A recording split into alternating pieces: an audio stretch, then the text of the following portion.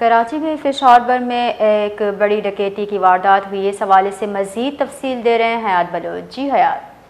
देखें, ये fish harbour में निजी कंपनी के अमले से रकम छीनने का जो वाकया पेश आया है, दो मोटरसाइकिलों पे 6 मुसल्लह डाकू जो आए थे। इब्तदाई इतलात के मुताबिक मुलजिमान को रकम निकलवाने और अमले की नकलो हरकत की मुकम्मल मालूमात पहले से हासिल थी। वाक़े के वक्त सिक्योरिटी गार्ड की जानिब से खातिर ख्वाह मज़ाहमत नहीं की गई, जिस पे तफ्तीश जारी है। सीसीटीवी फुटेज का जायजा लिया जा रहा है। कंपनी के अमले और सिक्योरिटी गार्ड को शामिल तफ्तीश किया जा रहा है। बैंक से भी ये तस्दीक की जा रही है कि कितनी रकम निकलवाई गई थी।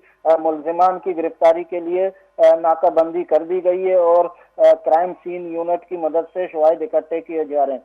ये जो डाकू थे, ये दो मोटरसाइकिलों पे मुसल्ला होकर तकरीबन 1.5 करोड़ रुपए की डकैती की है। जी, बहुत बहुत शुक्रिया हयात।